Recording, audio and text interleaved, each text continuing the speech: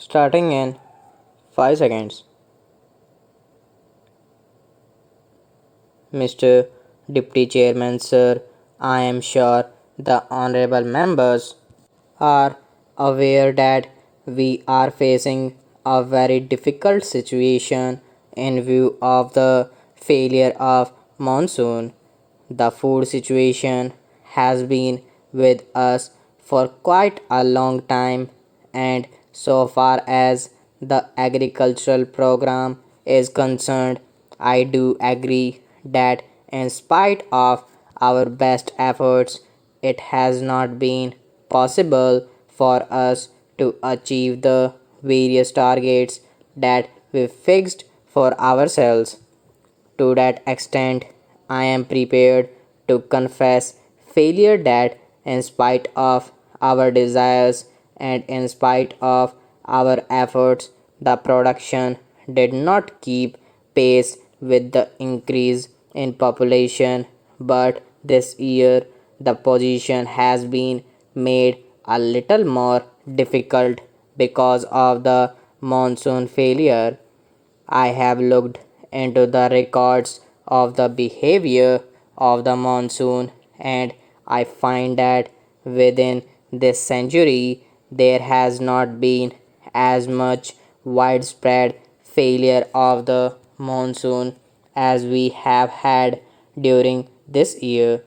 Therefore, it may not be correct to say that it is mainly the failure on the agricultural front which has caused the present situation. This natural calamity occurs not only in India but elsewhere also. I was recently in Australia and I was told that they were also facing a drought situation which had not happened during the last 60 years, and they were destroying the thousands of cattle for want of fodder, for want of even drinking water. In the same way, this year Africa has been affected, South America has been affected. Unfortunately, even in the most developed countries, we have not reached the stage where we are able to get over the tricks of the weather. Still, agriculture largely depends upon the monsoon and monsoon condition. When the rain starts, the water comes into rivers and streams from the hills towards plains in such a manner that our farmers and our crops are damaged due to it.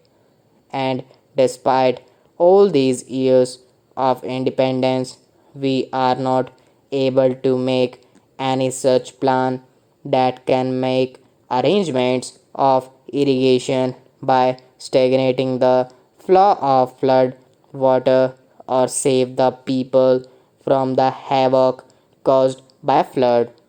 It is impossible to estimate the heavy destruction caused to the crops. Therefore, in a country like ours, when such a natural calamity occurs and if the production is affected in a big way, it is nothing surprising.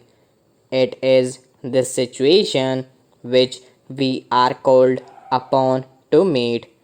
As far as estimates are concerned, there are varying estimates, but my estimate is even during the wheat season, we may be facing a shortfall of about 8 million tons of food grains. The rice crop also is not quite promising because in the beginning of the winter rains have not been quite good, and fortunately during this week I should say we have had heavy rains in southern states and in the bordering areas also. Sir, agriculture is an important subject because 75% of the population of this country lives in rural area and is dependent on agriculture.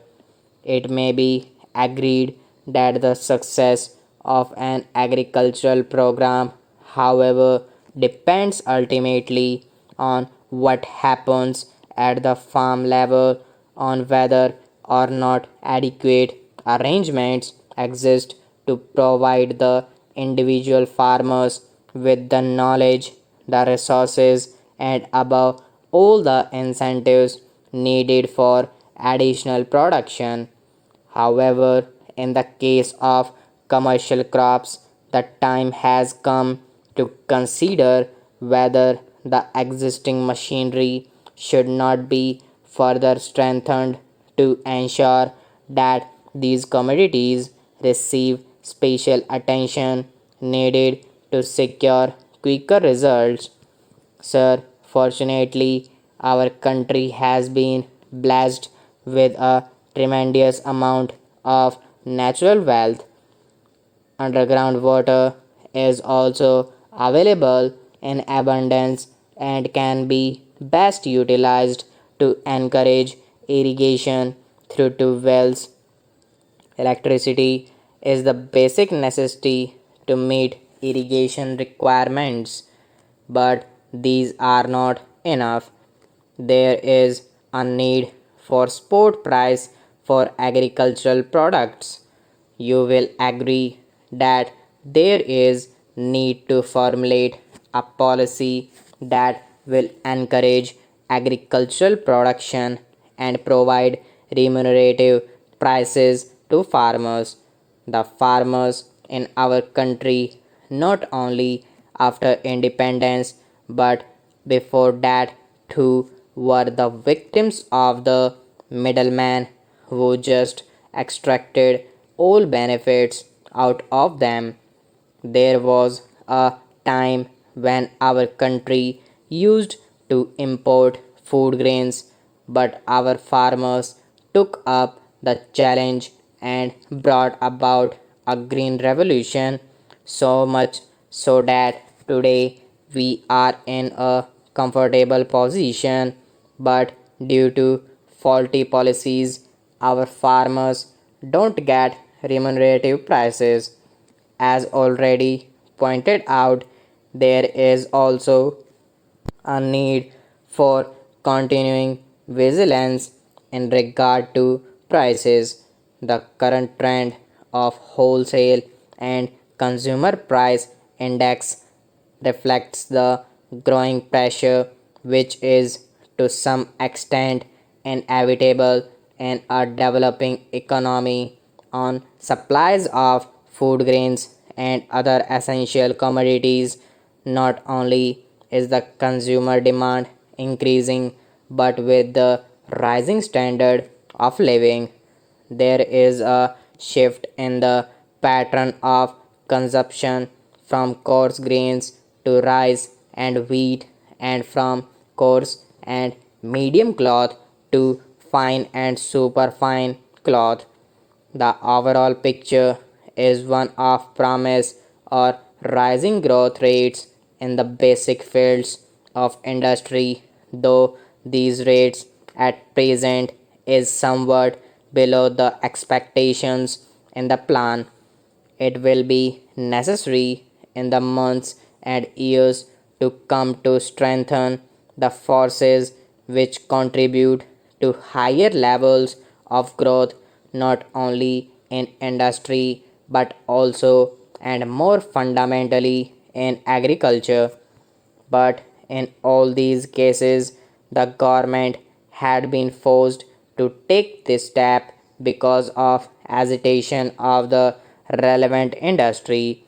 In a brief statement on prohibition, the minister said that the future extension of the ban on drinking should be left entirely to the states and no pressure should be applied by the center. He regretted that the police, rather than the community, was the main agency for enforcing prohibition. A large part of the debate was taken up on the work done by various other working groups set up by the government. Stop.